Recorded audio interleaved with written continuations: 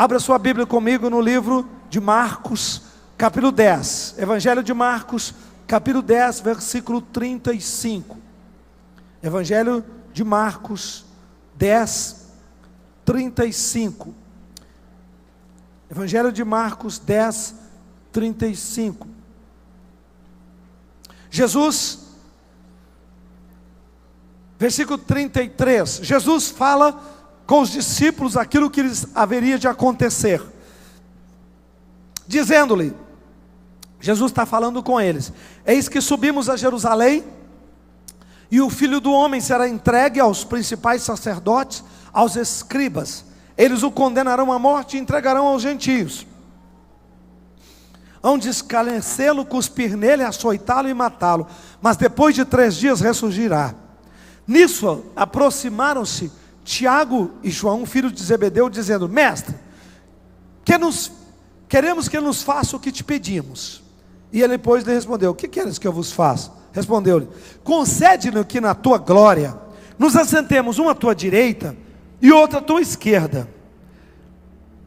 Acho que Jesus desesperou, sabia? Jesus está falando de dor, Jesus está falando de sofrimento, Jesus está falando de angústia que ele passaria.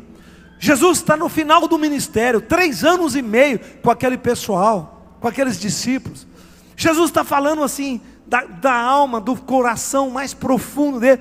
Quando ele respira, tem uma pergunta, daquelas bem boba, bem idiota mesmo. Tem uma pergunta, qual é? Na ressurreição, deixa eu sentar à sua direita e meu irmão à sua esquerda. Jesus olhou para vocês: vocês não entenderam nada, né? Vocês não entenderam nada. Como é que você tem coragem, no meio de um ambiente como esse, em que eu estou falando de quebrantamento, de entrega, de renúncia, você chegar e falar, uma à minha direita e outra à minha esquerda? Quer dizer, sua família vai manipular o poder, é isso? Vocês vão simplesmente mandar no universo, porque vocês estão na minha direita e na minha esquerda. Vocês junto comigo decidem tudo, é isso? Quer dizer que vocês vão mandar em todos os anjos, mandar em todos os seres. Acho que Jesus só faltou falar: tem chulé na cabeça. Na verdade, deixa eu te falar uma coisa, esse texto é muito longo, isso aqui é maravilhoso. Na verdade, eles fizeram essa pergunta fora de hora, aparentemente, na verdade não é não, aparentemente fora de hora. Eles fizeram essa pergunta inconveniente, porque Jesus estava falando anteriormente com eles sobre posição versus projeção. Diga: posição e projeção. Na verdade, o que eles queriam é projeção, porque todo mundo busca projeção. Queremos sentar à tua direita, queremos sentar à tua esquerda, queremos dirigir o louvor, queremos dirigir o coral, queremos pregar. Eu que quero pregar no Revisão de Vida, eu que quero pregar na Macrocelo, eu quero estar ao teu lado, eu quero te ajudar, eu quero isso, eu quero aquilo. O ser humano busca projeção, e Jesus não foge deste enfoque. Jesus não esconde disso não. E nem diz que isso está na sua essência errado. Jesus apenas mostra a eles. Jesus diz: vocês não sabem o que vocês estão pedindo. Vocês podem beber o cálice que eu vou beber, vocês podem pagar o preço. Jesus disse assim: posição, ou melhor, perdão, projeção. Diga: projeção é para quem consegue estar na posição. Bom, você ouve isso e diz: que posição é essa?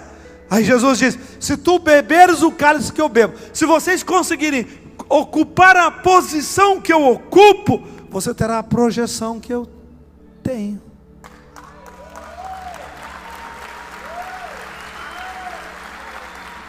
Pode dar uma salva de palmas forte. Diga aleluia. Aleluia.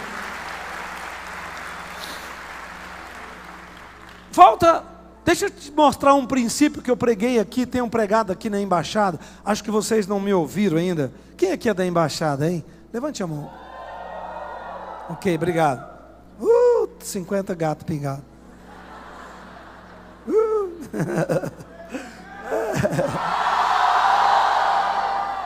É, é, é.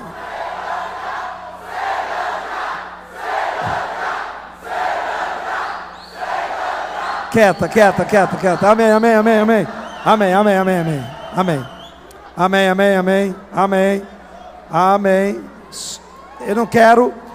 Eu preciso pregar. Eu preciso pregar. Evangelho de João, capítulo 14. Eu perguntei, porque como eu vou falar isso, que eu falei ontem, eu queria ter um volume de pessoas que da embaixada, porque às vezes eu nem prego a mesma palavra em respeito ao pessoal da embaixada, e aí tem 30, 40, 20 pessoas, e o resto perde aquela lição por causa de 20, 30 pessoas que me escutam assim. Não é justo isso, né? Não pode, não está certo. No livro de João, Evangelho de João, capítulo 14, acontece uma coisa muito interessante, muito, muito interessante. No versículo, capítulo 14, no versículo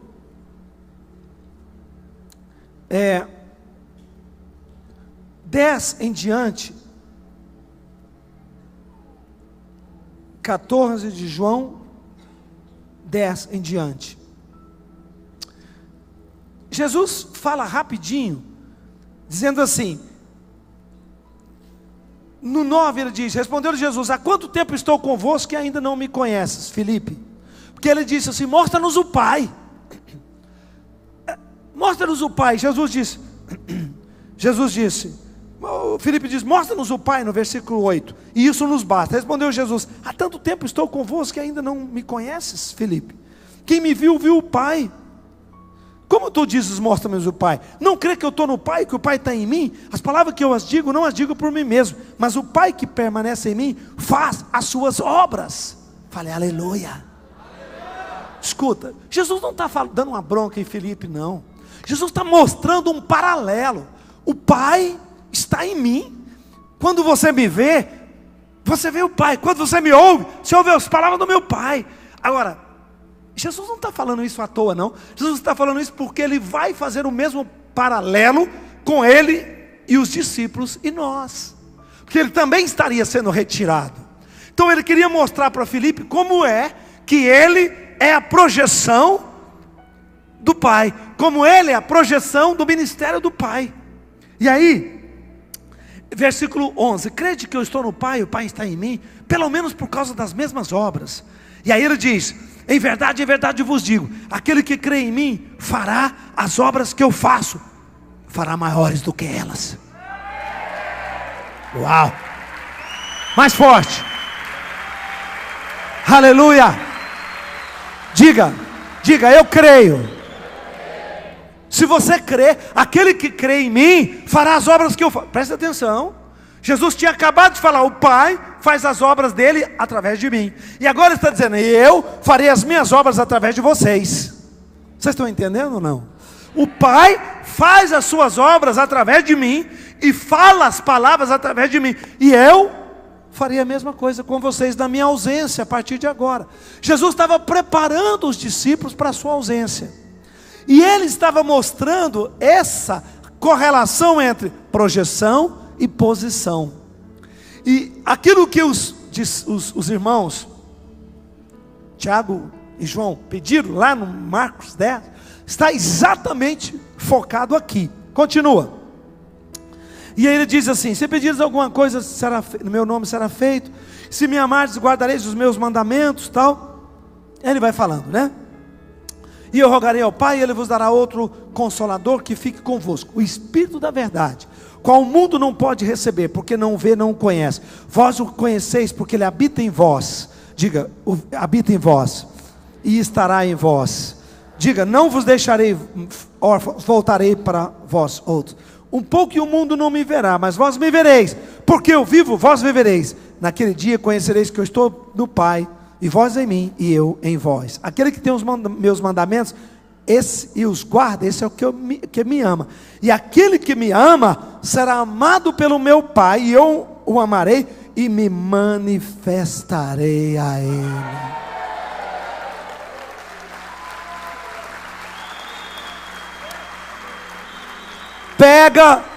pega a sua caneta e anota algumas coisas bombásticas. Jesus disse assim: o mundo não me verá mais, vós me vereis. Não, você não está entendendo. O mundo não me verá mais, vós me vereis. Ele disse assim: o mundo não me verá mais, vós me vereis.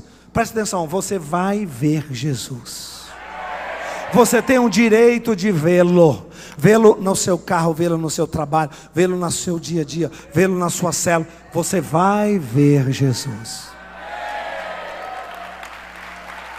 Você verá Jesus. E aí ele diz assim, ele fala sobre manifestação, né? Ele chega e diz assim, e aquele que me ama será amado por meu Pai, eu o amarei e me manifestarei. Aí Judas, não Iscariotes, o outro Judas, faz uma pergunta muito boa: como é que você vai manifestar a nós? Que pergunta precisa. Como é que vai ser isso? O Senhor vai descer em espírito? O Senhor vai materializar? Como é que o Senhor vai? Ele diz: aquele que me ama será amado pelo meu Pai, e eu me manifestarei a ele. Então tem duas promessas: você o verá e ele se manifestará a você. Amanhã Jesus vai manifestar a você. Depois da manhã,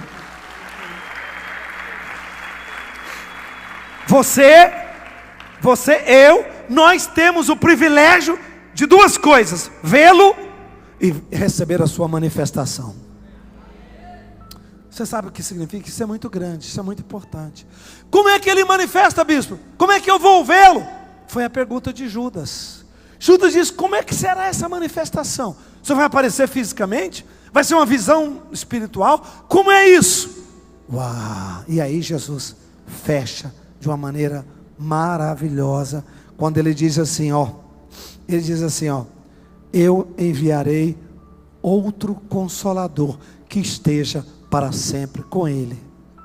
Quando fala sobre ver e sobre manifestar, Jesus traz dois elementos. Jesus traz duas formas, duas propriedades. Jesus fala do Espírito Santo, que é o Consolador, que estará neles, porque até então Jesus estava com eles. O Espírito Santo estará neles, dentro deles. Jesus diz: eu deixo de estar no meio de vocês, com vocês, para passar a estar em vocês, dentro de vocês. E aí, a outra coisa, amém, dê uma salva de palmas a ele, vai.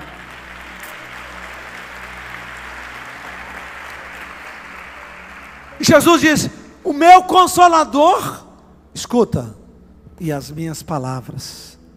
Interessante, quando Judas diz: como é que o Senhor vai manifestar a nós? Como é que é isso? Jesus diz duas coisas, dois elementos tomam o meu lugar: o Espírito Santo e a minha palavra.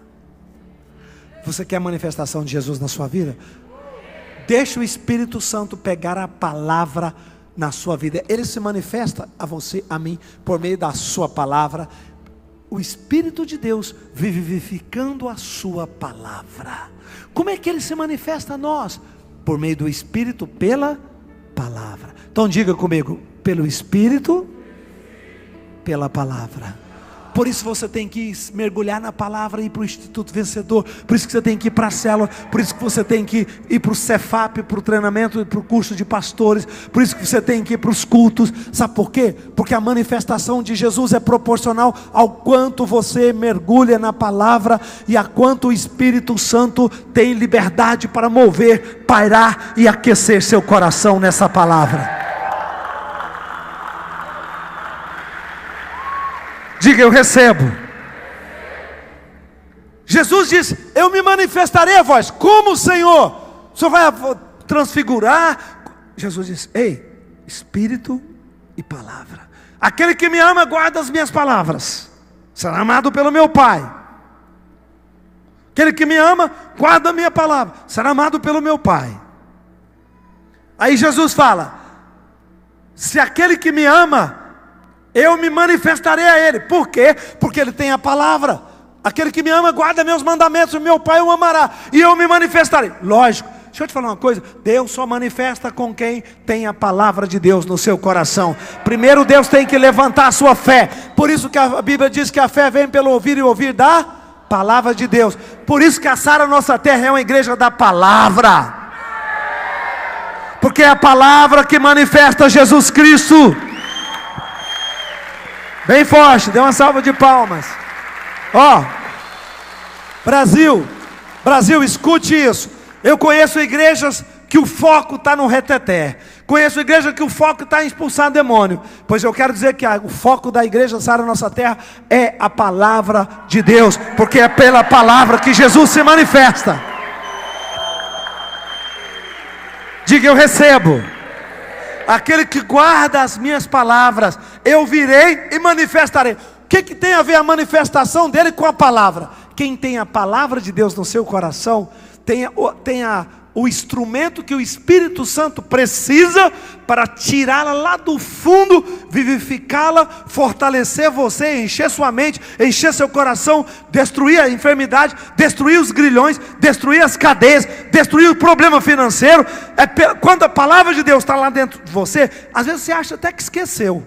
Você vem para um culto com doença, com problema financeiro, com problema de relacionamento, e Deus e o Espírito Santo vai lá no fundo de você, tira uma palavra que estava lá escondida, um versículo que você leu, uma pregação que você ouviu. O Espírito Santo desce lá na sua alma, te arranca aquela palavra, e essa palavra cresce, toma sua mente, seu coração, lágrima começa a rolar, e aquela palavra cresce, cresce, cresce.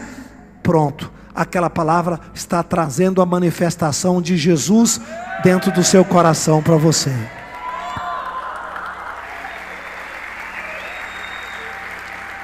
Em Mateus capítulo 22, versículo 29, Mateus 22, 29, Jesus falando com os discípulos, falando com os fariseus, preguei isso ontem aqui, falando com os fariseus, Mateus 22, fariseus e saduceus, era uma briga entre eles, né? Que Jesus conversa com eles e diz assim, Jesus conversa com eles sobre um assunto que um deles disse, agora nós pegamos Jesus, porque eles não acreditavam na ressurreição. Tem gente que não acredita na ressurreição, tem gente que não acredita no inferno, tem gente que não acredita, que acha que o diabo vai ser salvo, que nem o diabo vai para o inferno. Tem doido para tudo, tem maluco para tudo, tem. E não é só naquela época não, é agora. Tem maluco doido para tudo, né? Tem gente que me escuta, senta aqui, me escuta e acha que não vai ter inferno. Não vai ter. Tem gente, eu sei. Bom, um deles chega para Jesus e diz, havia 7 irmãos. Se tivesse ressurreição, me responde isso. Havia 7 irmãos, o primeiro morreu, não deixou filho, a mulher, por ordem de Moisés, pela lei, tem que casar com o irmão dele, para tentar dar descendência. Aí o irmão dele casa, o segundo, mas também não tem filho, morre. Aí ela tem que casar com o terceiro. Aí vai, aí diz, a bichinha é brava, enterra 7 maridos. Depois de 7 maridos que ela enterrou, ela morre. Escuta, o saduceu chega para Jesus e diz, ela morreu. E diz assim, aí finalmente ela chega no céu, e tem uns 7 lá de braço cruzado. Dona Maricota. Ela diz, não, eu não fiz nada, a lei de Moisés é que me mandava casar com meu cunhado. Aliás, cunhado é a pior coisa do mundo para casar, né? Porque não dá para, não tem uma atração muito natural, não é tão fácil, né? Aí ele disse assim, está vendo, Jesus, como não pode ter ressurreição? Aí Jesus disse, vocês são cabeção, hein? Jesus disse, vocês erram. Aí Jesus disse, como é que vocês conseguem ler o Torá tantas vezes, decorar o Torá e errar? Acertar na vida, gente, não é tão simples. Acertar não é, tomar decisões certas, escolhas certas, não é tão simples. E Jesus disse assim, vocês erram porque não conhecem. Olha o que ele diz, errais não conhecendo o quê? As Escrituras e nem o poder de Deus. Diga, palavra, as Escrituras. Diga, o poder de Deus. O Espírito Santo Consolador. Viu? Jesus disse: eu deixo as minhas palavras, eu deixo o Espírito Santo, minhas palavras, e o Espírito Santo me substituirá. Acabou. Me substituirá.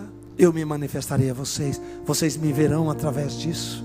E aqui Jesus disse: eu não deixarei vocês errarem. Errais se não conhecerdes as Escrituras nem o poder de Deus. Quando eu era jovem, da idade de muitos de vocês, na minha época, só tínhamos duas igrejas, dois tipos de igreja. A igreja da palavra, mas não tinha nenhum amém. Se você falasse um amém, você ia ser excluído da igreja. Não podia. Só Bíblia seca, pura. Cansava daquilo, tinha que ir para outra igreja. A outra igreja tinha reteté, tinha passeata, fogo, poder, música, E aí não tinha um versículo bíblico. O maior versículo bíblico que tinha, estudo bíblico, era a caixinha de promessa. Quando tirava um versículo para ler, só isso. A igreja não pode ser palavra apenas, e nem pode ser poder apenas. Ela tem que ter o poder em cima da palavra.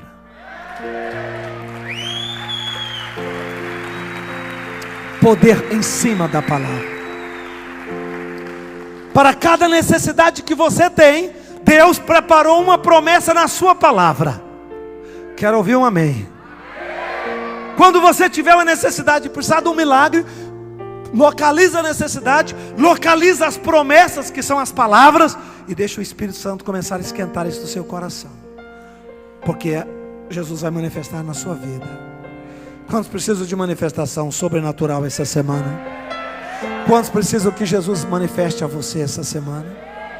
Quantos precisam que o Espírito Santo de Deus mova nas suas finanças, na sua saúde, no seu casamento, na sua família? Eu não sei quais são as suas necessidades. Eu conheço pessoas que dizem assim: ah, se Jesus estivesse aqui, seria tão mais fácil. Ah, se eu pudesse ouvir Jesus pessoalmente, aí eu teria fé. As palavras dele estão aqui, e o Espírito Santo está aqui. E a palavra com o Espírito substitui. Ele deixou os dois substituindo-o. Ora, se ele deixou ambos substituindo-o, é porque ele sabe que a palavra e o Espírito podem fazer aquilo que ele faz, ou que ele fez. E vou te dar uma bomba atômica, pode? Jesus falou assim: maiores obras fareis.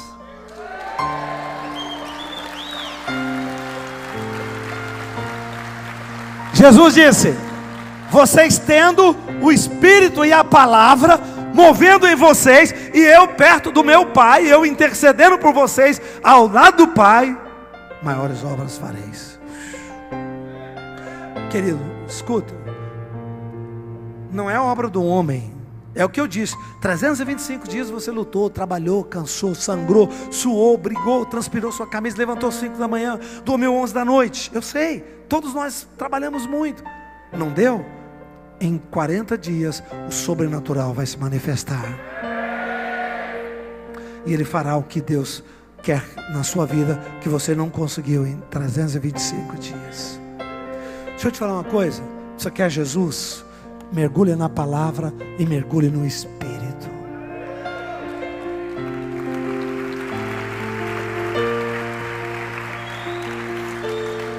Você quer manifestação? Você quer ver tumores saindo? Você quer ver câncer saindo, sendo curado? Você quer ver problemas financeiros sendo revertidos? Você quer ver casamento sendo restaurado? Palavra. E deixa o Espírito Santo aquecer essa palavra. Maiores obras fareis. Maiores obras fareis.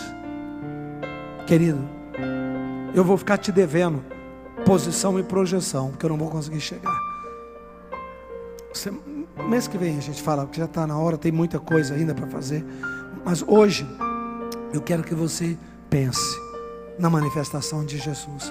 Escute, Jesus não vai manifestar para você brigando, xingando, cheio de concupiscências, ouvindo site, vendo sites pornográficos. Não tem manifestação dele.